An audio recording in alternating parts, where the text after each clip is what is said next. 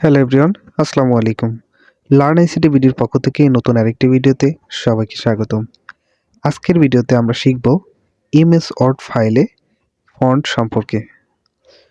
তো কিভাবে আমরা এই ফন্ট বোল্ড করতে পারবো, কিভাবে ইটালিক করতে পারবো, কিভাবে লেখা আন্ডারলাইন করতে পারবো এবং কিভাবে এই ফন্টের স্টাইল করতে পারবো। তো চলুন কথা না বাড়িয়ে চলে যাচ্ছি মূল ভিডিওতে যাওয়ার আগে আমার চ্যানেলটি যারা সাবস্ক্রাইব করেছেন তাদেরকে অসংখ্য ধন্যবাদ। আর যারা এখনও চ্যানেলটি সাবস্ক্রাইব করেননি দয়া করে চ্যানেলটি সাবস্ক্রাইব করে নেবেন।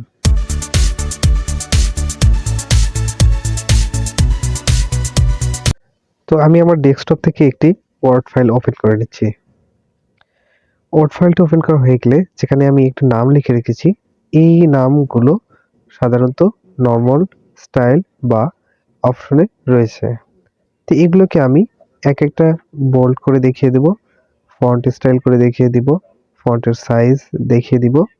তো এই ভিডিওটি স্কিপ না করে সম্পূর্ণ দেখতে থাকুন। তো শুরুতে আমি দেখিয়ে দিচ্ছি যে কিভাবে আমরা আমাদের লেখাগুলোর বোল্ড করতে পারি।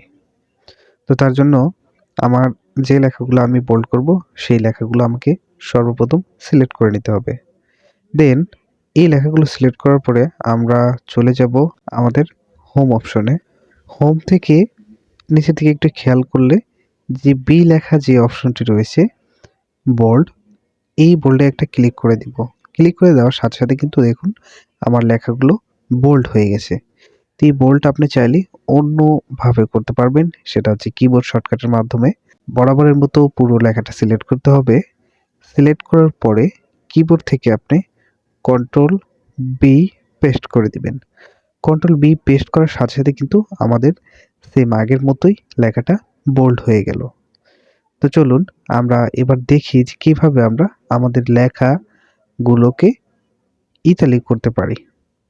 তো এই ইতালি স্টাইল করার জন্য আমাদেরকে বরাবরের মতো আমি পুরো লেখাটা সিলেক্ট করে নিব, যতটুকু আমি স্টাইল চেঞ্জ করব। দেন আমরা এই হোম অপশন থেকে বোল্ডের পাশে যে আই লেখা রয়েছে ইতালি, সেইখানে একটা ক্লিক করে দিব।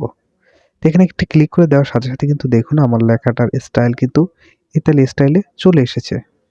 তো এটিও আপনি কিবোর্ড শর্টকাটের মাধ্যমে করতে পারেন। তো কিবোর্ড শর্টকাটের মাধ্যমে করতে গেলে আপনাকে শুরুতে পুরো লেখাটা সিলেক্ট করতে হবে। দেন কিবোর্ড থেকে কন্ট্রোল আই প্রেস করতে হবে। কন্ট্রোল আই প্রেস করার সাথে সাথে কিন্তু আমার লেখার স্টাইলটা ইতালি হয়ে গেছে। তো চলুন এবার আমরা দেখে আসি কিভাবে আমরা আমাদের লেখার নিচে আন্ডারলাইনটা বসাবো। তো তার জন্য বরাবরের মতো আমাকে পুরো লেখাটা সিলেক্ট করতে হবে। আমি যতটুকুতে আন্ডারলাইন বসাতে চাচ্ছি সিলেক্ট করার পর আমাদের হোম অপশন থেকে একটু নিচের দিকে আন্ডারলাইন অপশনটি রয়েছে, সেখানে একটা ক্লিক করে দিব। তো এই আন্ডারলাইনে ক্লিক করার সাথে সাথে কিন্তু আমাদের লেখার নিচে অটোমেটিক্যালি ভাবে একটা দাগ চলে এসেছে। তো এটি আপনি ডাবল করতে পারেন এবং অন্য স্টাইলেও করতে পারেন। তার জন্য আপনাকে চলে আসতে হবে আন্ডারলাইনে, পাশে যে আইকনটি রয়েছে ক্লিক করতে হবে। এখানে কয়েক ধরনের কিন্তু আন্ডারলাইন শো করতেছে। তো এখান থেকে আপনি চয়েস করে যে কোনো একটি আন্ডারলাইন বাছাই করে নিতে পারবেন। যদি চান আমাদের যে এই যে আন্ডারলাইনগুলো রয়েছে এই আন্ডারলাইনের কালারটা আপনি পরিবর্তন করতে পারবেন। একটু নিচের দিকে খেয়াল করেন, আন্ডারলাইন কালার নামের একটি অপশন রয়েছে। এখান থেকে আপনি যে কোনো একটি কালার চুজ করে খুব অনায়াসে এবং খুব সহজে আন্ডারলাইনটা করে নিতে পারবেন।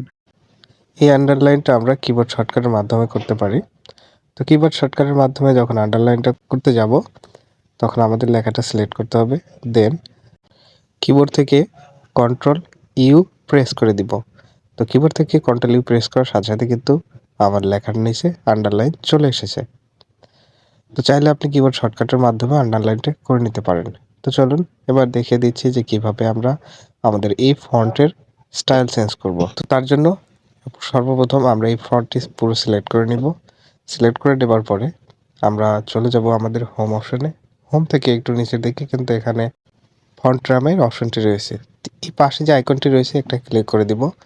এখানে ক্লিক করার পরে আমাদের অ্যাভেলেবেল কিন্তু ফন্ট স্টাইলটা রয়েছে এখানে। এখান থেকে আপনার চয়েস মতো আপনি এখান থেকে যে কোনো ফন্ট স্টাইল ইউজ করতে পারেন।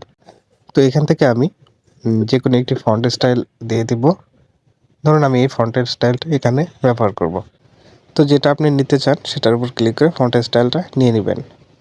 তো এই নিয়মগুলো ফলো করে আপনি আপনার ওয়ার্ড ফাইলে যে কোনো জায়গায় যত পরিমাণ ফন্ট স্টাইল, ফন্ট বোল্ড এবং ফন্ট ইতালি করতে পারবেন খুবই সহজে। তো আজকে এই পর্যন্তই। ভিডিওটি যদি ভালো লেগে থাকে চ্যানেলটি অবশ্যই সাবস্ক্রাইব করবেন, কমেন্ট করে জানাতে ভুলবেন না। পাশে থাকা বেল আইকনটি প্রেস করে দিবেন পরবর্তী ক্লাসের জন্য। ধন্যবাদ সবাইকে।